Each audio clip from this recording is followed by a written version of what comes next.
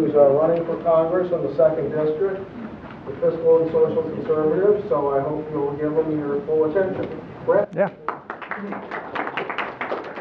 Thanks, Doug. Well, thank you very much for having me today. I've attended several events and been to a lot of Tea Party rallies, and I like the cause and like what you guys are doing as far as being fiscally conservative. I apologize if my face is a little red. I was hunting earlier, and it was a little windy out there, but we did get a lot of birds, and you look like you might hunt on occasion. There we go. So I'll tell you a little bit about myself. I was born in Lincoln, raised in Omaha. I grew up in Omaha and went to Millard West High School, graduated from there. Had the opportunity to go down to Lincoln and play football for the Cornhuskers.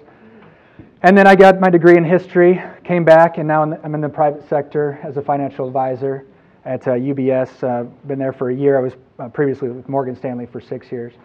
And that's really why I got involved in this race, was that I deal with a lot of retirees and people who are about to retire, and pretty much folks like you. And they're afraid of their future for the kids and grandkids. And as a new dad, I have a 5-month-old daughter.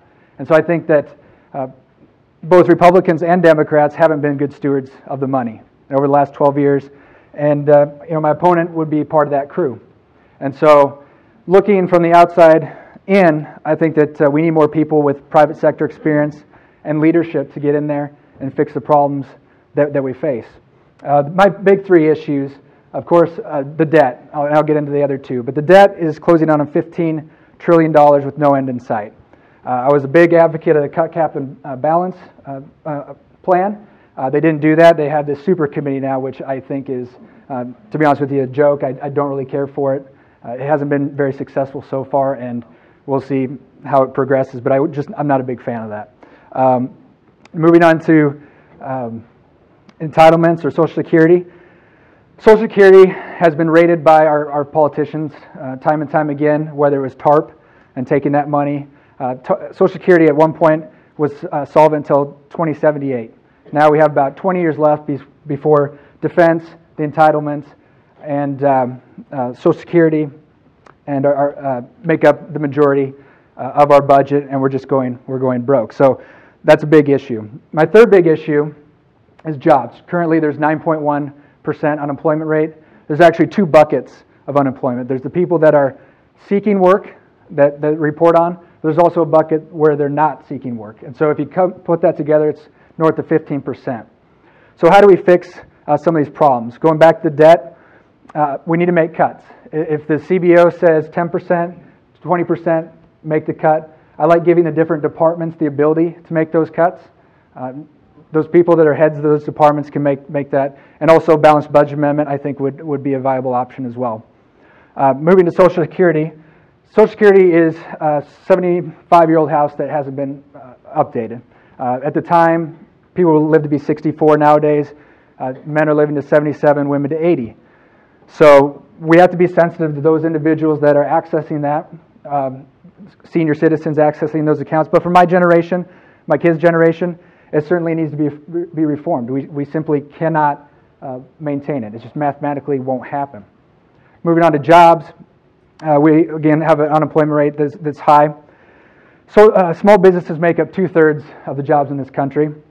We've regulated them, we've taxed them to the point where they're not going to hire. Corporations are sitting on $2 trillion in cash, thereabouts, a couple trillion, and they're sitting on their hands waiting for positive signs from Washington, and they're not seeing any.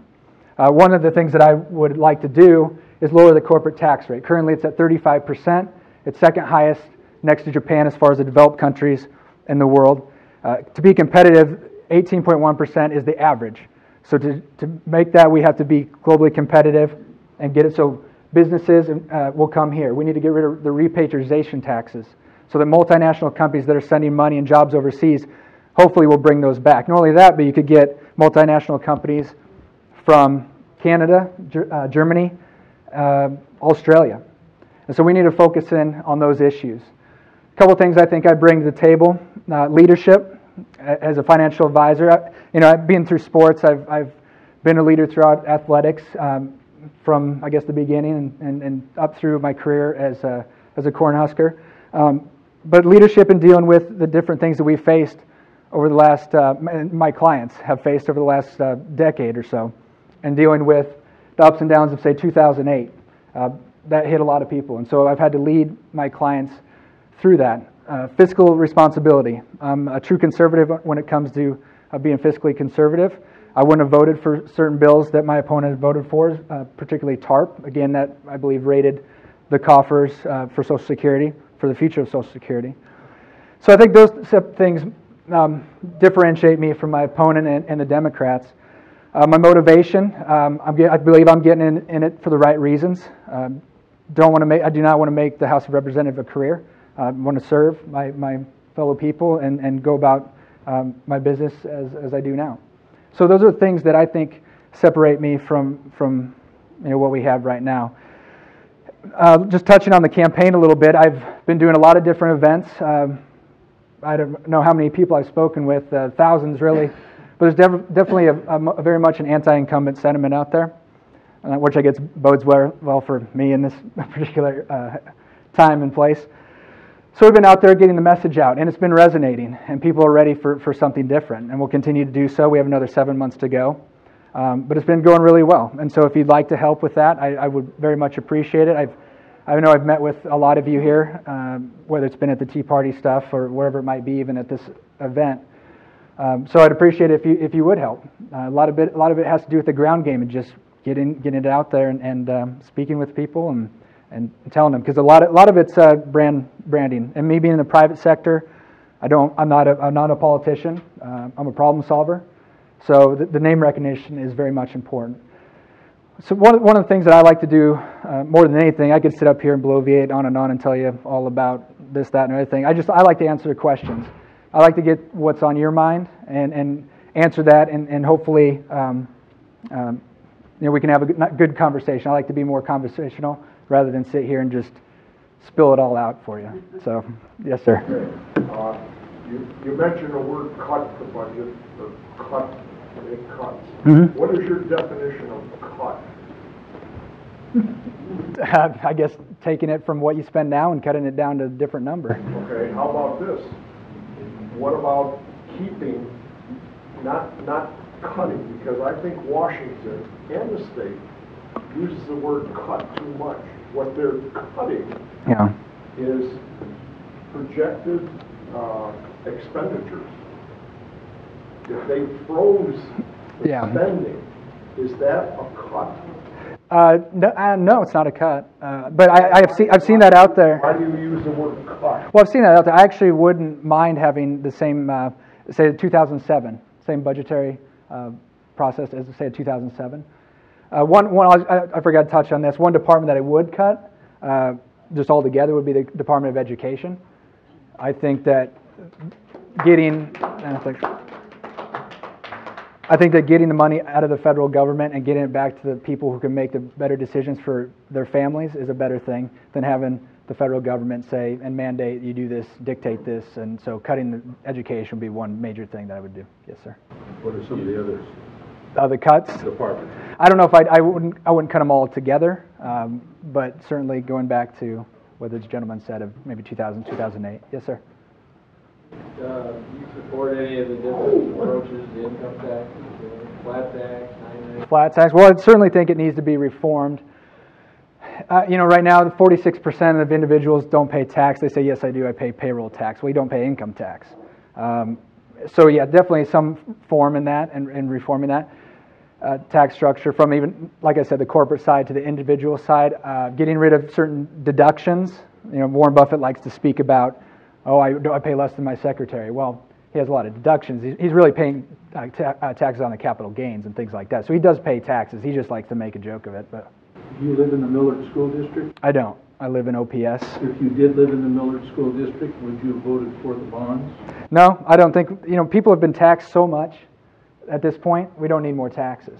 Being a Millard West guy, would have liked to AstroTurf? Yeah, probably would. But but at this point, it's not going to happen.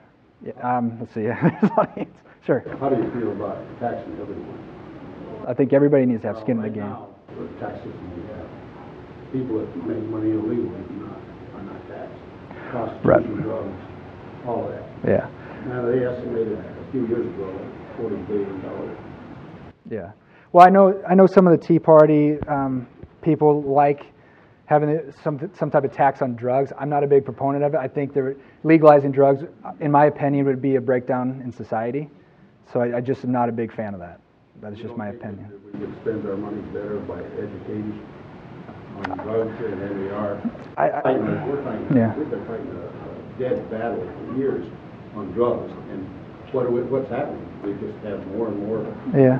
Well, I think drugs, more and more killings, yeah. more and more drug-related killings. Yeah, I think addiction's a very powerful thing, and just educating somebody on that, I don't know if that's necessarily enough to do so. I think I believe keeping that away from our kids is a better strategy in fighting the war on drugs. Personally, I just think we tried that with prohibition. Yeah, I know. While we're on the subject of addiction, people are addicted to money and federal money, and there's a mentality there that if we get a free grant from the government, then it doesn't cost us anything. And that's very, it's very seductive to people. Oh, sure, and we have. Yeah. We can get a free grant. Recently, I was told that my lawns could be tested, and if there was any lead dust there, they could be dug up and replaced, and it wouldn't cost me anything. Yeah. And I said, oh yes, it does. It costs me because look at that federal debt. Yeah. And that. Every time the Federal Reserve prints more money to pay that debt, it waters down my dollars. Absolutely. And so it is costing me. Yep. How do we educate people to that realization that, how do we get them to say, you keep your money, I don't want it? Yeah. I think a lot of people have become so attached to the government dole. With welfare, you have, I think it's 46 million people now on food stamps. It's more of an education thing of when it comes down to, I believe, family and having family educate their kids on how to be fiscally responsible, and we've had a breakdown in that, I believe. You're speaking about Social Security. Yeah. And I have a letter from Lindstrom from November of last year after I had a meeting with him and his staff over his office. Uh-huh. And one of the issues that was brought up was who is COLA? Who sets up COLA? The cost of living index increase? Mm-hmm. He said, well, we're going to do something about that, Joe. He says, we're going to really get to work. A group of us are going to take and go to an index fund. Like a CPI deal? Yeah. But now, all of a sudden, mysteriously, this index fund has gone bye-bye. And you don't hear anything either about this cost. He did come out and say that the cost of living group who decides it does not take into consideration gas increases, food increases. They don't take any of that into consideration when they're figuring up the amount that we should be due, which we did not receive in 9 or 10. Right. Which we're going to receive, quote, in... I think 2.9 is what it is. 3.5, okay. Yeah. No, but you're right. The CPI index would be a better indicator. Who is the cost of living group that does this? That's what I was trying to get out of him. He couldn't answer. Yeah. Now, he's supposed to be our representative, and he's supposed to be working in it. Why can't they tell us who these people are? Yeah, I mean, you just have to keep asking, I guess. But are you going to be able to do it? Absolutely. I have two things. It was mentioned here on that people have expectations of handouts. Well, a lot of this has come about as long as we keep allowing illegal immigration. Mm-hmm. Because the citizen has said, if you're going to give our money to them, I'll take some. Mm-hmm. So the whole mindset has increased of give me, give me, give me. So what would you do about that? And what would you do about all the aid that we send to other countries? We'll touch on the aid first. We sent, $3 billion to Pakistan, not really a big friend of ours. I'm not necessarily an advocate of cutting funding completely, because we can leverage that at certain times. So getting rid of it completely. Now, we shouldn't be funding our enemies. There's no doubt about that. Touching on illegal immigration, and is that what you're alluding to? Well, there was $26 million cut on aid to Mexico. Okay. In this article here. Later it was sent on over, but they received $36 million from us. Mm-hmm. Why? Well, that's a good question, and it's funny you said Mexico. There was a bill, like a defense bill, that my opponent voted on that gave $1.5 billion to educate Mexican citizens on drugs. So to the extent of that, no, I mean, we can't give money like that, especially when our country's bankrupt right now. We just can't afford it. So if you're going to give us, you're not going to have any money to even budget if you don't cut out all the freebies to the other countries. Yeah, I agree. I agree with you completely. So as a business person, not a politician, you're going to go in there to Washington and think you can change that mindset? Well, one man can't do it, but you have eight. Here's what I see happening, just as a political landscape. You had 87 freshman congressmen come in 2010. I think you're going to see another wave of that in 2012. So hopefully we can steer the ship the right way. I think you're going to see momentum. Obviously, the Tea Party is a cause of that effect, and having people fed up with the way we spend money. And so I think you'll see a lot of momentum moving that way as we go on. But we're not getting the press that they are when they stand up and go against the banks. Yeah. Doug, go when he's been waiting. Sorry, I'm sorry. I'll get right back to you. I've been self-employed most of my life. I have a gentleman here in Omaha. He's 90 years old. He does about $3 million a year in business. He runs an automotive aftercare products, manufactures them. He had a new employee spill some chemical in his hand. The employee called OSHA. Oh, sure. Okay.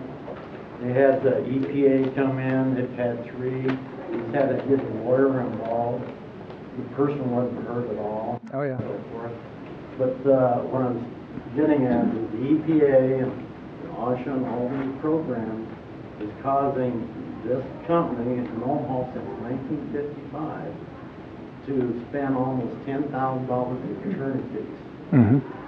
So the question is, when you say cut, okay, would EPA along with the Department of Education be one of those? The EPA completely out? Well, I probably wouldn't cut the EPA completely, but definitely cut funding for the EPA. OSHA, it's been funny because I deal with a lot of small business owners too, particularly a couple home roofers. And you have OSHA driving around looking for people, not to wear all these straps and all this other stuff. And if they get caught not wearing it, I mean, they're basically out of business. So that's just out of control. I think our main goal is to defeat a Democratic candidate, first of all. Yeah. Amen. Tell me how you can do that. Well, going back to the anti-incumbent sentiment, I actually feel that if my opponent gets to that point, or if he does win the primary and goes into the general, I think he has a pretty good shot of losing. He does have a 12-year voting record. I don't. And so, being in the private sector, I think bodes well for this particular election. And like you said, I mean, we have to hold the seat. And you know that Obama and their group is going to be pumping a ton of money into District 2, just like they did in the last election, to get him elected. And so John Ewing or Gwen Howard are going to both benefit from that. So I believe that getting somebody else in there different is going to help that. And so that's who I am. That's what I'm trying to do. Have you ever had an experience like this where you're at home late at night, sleep in your bed, awakened by the sound of gunfire? No, other than my wife snoring, maybe. What are you going to do to stop the gangs? Well, I don't. Again, at the federal level, I don't think the gangs are a particular part of that. That would be more of a community. It's drugs, and they come from Mexico. Yes, but again, I think it's more about the family structure and putting that back into place more than anything else to get rid of it. I mean, the federal government cannot do anything about a gang in Millard or South Omaha or North Omaha. It's just we can't do it. Stop the dope, and they don't do that. They try. I mean, it's just they try. They could do it if they wanted to. Okay. It's just a matter of priorities. Okay. Do you read the Wall Street Journal? It shows up at the office, and I see it on occasion. What you want to do is take a look back there under Nebraska. Yeah. And just the last week, they confiscated over $282,000 down in South Omaha. And it was Mexican group Yeah. that they had raided. And it's an ongoing, this money is supposed to be divided up among the agencies, the police department, the sheriff, the FBI, and so on that are involved in it. Mm-hmm. But what I'm getting at, you read that thing, and every week there's a group, there's it's not just Omaha, it's Lincoln, it's North Platte, where they've stopped these individuals and they find all this cash. Yeah. I mean, it's fun. And the other issue is too is why do we have to have a bilingual, I'm talking about registration. Yeah. For, if they don't learn English, they shouldn't be voting. And when I went to vote at the Millard School bond issue, guess what? They had registration for bilingual Spanish. Yeah. There, and they could fill it out, and they could vote. Yeah. Now that's not right. No, it's not. It's not right. They're not citizens. They shouldn't. Well, let me talk about illegal immigration for just a second, because that seems to be the underlying issue here with drugs and immigration. I think that with our troops coming back home from Afghanistan and Iraq, we need to put boots on the ground on our border and to get rid of that. I don't know if we can afford a fence at this point. It could be a viable option in the future, but we just simply can't afford it. We need to punish the people, the employers that are hiring illegals.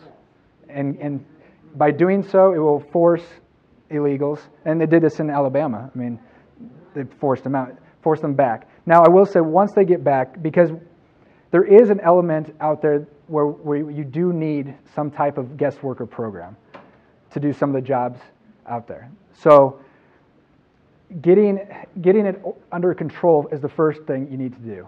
Getting them back to where they're from, and then creating some type of guest worker program. Because when those illegals left Alabama, a lot of the agriculture was suffered from that. So you have to play a little bit of a happy medium there with some of that, because farmers will get hurt potentially. Yes. Brett, you have experience in the areas of your athletic career as well as your business career. Yeah. But it doesn't sound like you have a political experience. And while that may be helpful to you from a perception standpoint of being kind of on the outside, Sure. What are you going to do? Do you have a strategy to help you in terms of the political reality of working on committees? You can't just show up the first day and say, hey, I'm an athlete. Yeah, well, no, there's a lot of people that come from the private sector that get on committees. For example, Aaron Schock, who's my age, he sits on the Ways and Means Committee. You just have to push, and you can get it on. I mean, I think that our campaign is indicative of what we'll do in Washington. We kind of buck the system. The GOP in this district, there's a small group that anoints people to certain positions. I didn't go through what they deem the proper protocol of maybe be on city council or state legislator first. If you want to serve, I mean, do it. Go out and do it. And so I don't think that is going to be a deterrent or something for me to be on a committee. I don't think so. I mean, there's plenty of examples out there. People have done it before. Yes, sir. I liked Herman Payne's response to that question. He said, Washington is full of people with lots of political experience. How is that working out for you? I'll just leave it at that. Very good, John. Yeah, I'll go here first then. Yes, sir. Yeah, Brent. To add on to what the gentleman in the back just said, are you pretty much planning on trying to go along with those 87 others that you explained earlier, the House representatives that were pretty much put in 2010 to go along with them as far as pushing what we need to change, the big change that we're all talking about here? Yeah, I think that most of those people got in there because they were fiscally conservative and are trying to get the country back that way, and I would certainly join those people for that. The other part that I'm trying to say about that too is the idea that once you get in there, and it is going to be a learning process for you, I know that, and if I was in your shoes, I would be pretty excited about the idea of possibly doing that, but being able to come back to the 2nd District, are you going to plan, I take it you plan on coming back and maybe, what I think, I have to say this across the country, all districts, all states, what we need is possibly to have our representatives, senators come back to us and actually put together at least once a month, if not twice a month, put together a town hall meeting where we can all be educated about what's going on down there. Keep us informed about what's going on down there. Because we can't trust the media to do that. I'm sorry, we can't do it. No, you can't. Are you thinking about possibly doing that? Oh yeah, I mean, it'd be a commute, so I'd be back as much as I could. And certainly, I mean, that's the job of the representative, is to inform their constituents. That's just what you're supposed to do. In relation to the gangs, Omaha is now home to 73 gangs. Yeah. I think a lot of that has to do with unemployment as well. I mean, you have up in North Omaha, I believe, and my team could probably help me out with this. Sorry. Gangs don't work. Well, no, and that's what, you don't work, and you start associating yourself with other people, and you start going down a path of mischief and all that. Yes, sir. If you were elected to the House of Representatives, would you join the Tea Party caucus? Depends. You know, I don't want to promise anything that I would do or won't do. I mean, I have my principles and my values, but I have to see what the lay of that is. You know, I have to talk with those individuals, because I don't want to associate with somebody that maybe has a different idea about something than I do. So it'd be more of a getting to know them process before I would commit to really anything, with any caucus. So, yes, ma'am. I have several concerns with our country. The EPA having full authority to ruin our country when there's no global warming. Because when the Olympics are in the United States, they have to shut down nothing. In China, they had to shut down everything. I think that proves it for itself. The FDA trying to put our health food stores out of business. Earmarks where, like the University of Chicago Hospital in Illinois, Michelle Obama is getting $316,000 a year kickback on an earmark. They all are. Yeah. We need to get rid of earmarks. We need to get rid of giving money to other countries. What most people don't know is when we donate money to other countries, the UK takes 30 to 50% of that money as a fee for handling the deal. Then most of it goes to military and all the higher ups, and the poor people don't hardly receive anything. Mm-hmm. Our government is out of control. What do you plan on doing about all this and illegal immigration? I'd like to see all those babies have birth certificates in Mexico. Yeah. The 14th Amendment was actually written for the slaves so that they could be free. It wasn't written for anchor babies. So what are you going to do about all that? Well, I think I covered quite a bit of that. So I don't know what else to say. I thought I covered most of that. Well, I mean, of course, if you punish the employers, a lot of them are just going to potentially go there. Now, are you going to be able to round up 10 million to 13 million people? I don't know if we have the manpower to do that. I think through indirect ways. I get emails all the time. I contribute to Citizens Against Government Waste for one. And one of the emails I have received, this was over a year ago, that when I was in president, after being in the military, becoming president, it took 3 years for them to get all the illegal immigrants out of the United States. And they did it because they wanted the vets to have jobs when they came back. Mm-hmm. And if they could do it then, why can't we do it now? Well, I think this is a sheer number, wouldn't it be? Well, Grand Chief there has been a cripple in the last, since 1980, of the illegal immigrants that are in the United States. I just got an email on that yesterday. Yeah. We're crippled since 1980. Yeah. Yes, ma'am. Almost every day we're hearing about new corruption in government. Yeah. And elected officials taking a lot of lobbying money to get different things through. What would you try and do about some of those things? Some of the lobbying money? And like the deal on 60 Minutes. Oh, yeah. Yeah, well, when people make their own rules, they don't really want to... They make their own rules and they just do whatever they want to do. They're talking about like Nancy Pelosi and that whole crew.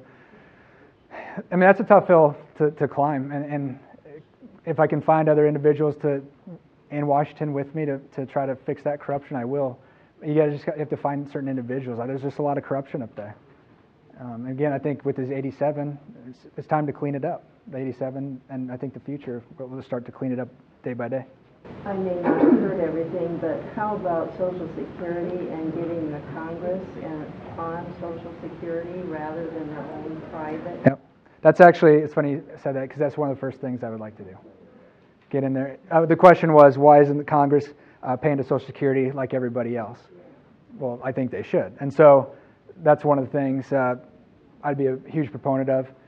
Why should your representative be given something that you don't have when you're representing him? Anthony Weiner's going to get something like $46,000 for the rest of his life when he retires. Now, he wouldn't have served the people for 25 years before, or 30 some years before he gets that. That's just not right, This is a little personal question. Sure. Do you have Tom Osborne and Big Red backing you? You know what? I'm glad that I met with him because I have gotten asked that question a couple times. Yeah, I met with him, this had been about 2.5 months ago. I called him up, or I actually called his secretary, he was busy, but said I'd like to meet with him. He said, yep, come on down. And so I went down there, and the first thing he said to me, Brett, you must be a glutton for punishment. And I said, all right. But, you know, and he knows firsthand on how that is. I spoke with him, I got some advice from him. You know, in his job as the AD, he has to be apolitical. But he was very, very supportive and gave me, you know, a lot of confidence and said, you know, go get him and you do a great job. So. You know, when I talked to him when he was in the house, there was a bunch of characters there. Yeah. Yeah. No other questions? Okay. Yep. Would you support Michelle Bachmann, who is ready to fight and cancel out Obama medical policy? I would support any presidential candidate and or nominee that would support that. She's a tax person by trade, yeah. And she's ready to cancel it completely and start over. Yeah. Well, I think a lot of, I don't know if there's any other Republican that wouldn't do that. Michelle Bachmann, unfortunately, she's just not polling very well. She's just not polling very well at the time. And I really right now, I haven't made a decision on who I would like at this point. Herman Cain's interesting just because he and I, coming from the private sector, have a pretty good mesh. I'm not a big fan of having national sales tax just because anytime government introduces a tax, it's probably going to go up, never down. So I'm not necessarily sure if I support that. But a national sales tax does get people that aren't paying taxes. Right. No, people are earning money illegally. Right. They've still got to buy stuff. Yeah. Well, you could do a consumption tax. They don't pay anything. Yeah, and you could do a consumption tax, kind of an offshoot of that. But. Since you brought it up, and it sounds like you're talking a little bit about the 999, yeah. And since you brought it up, the biggest problem that everybody says that they're having with is the idea, if that gets presented to Congress, then what's all that's going to happen is the future Congresses will always bring, it could be 21, 21, 21, yeah. 25, 25. But the point that I want to ask you is, being a House representative in Congress, I know darn well, common sense would tell us that the only reason why it'd be put up, would be raised up, was because of the Senate and the House voting on it to do it. Yeah. And to me, from where we stand here in 2011, I really don't think, unless the American people still don't want to wake up, I don't really think that they're going to be putting your feet to the fire and everybody else's to where that can't happen. So why are we sitting there listening to the pundits from the media trying to tell the people, don't try that because all they're going to do is raise it. Yeah. They ain't going to raise it unless you let them raise it. Well, that's true. That is true. The people wouldn't let them. However, you just had a few years ago, you had President Obama, you had the House and Senate controlled by the Democrats. If that happens, it's going to go up. But the point, We have time for one more question. Yeah. Yes. Would you be willing to let the Constitution be a guide as far as your leadership, and would you also have the intestinal fortitude to actually say no to some of the craziness that's going on? Yes and yes. Thank you very much for having me. If you have any questions, you can get on our website or just come talk to me, and if there's something that I missed, please feel free to talk to me. Thank you very much.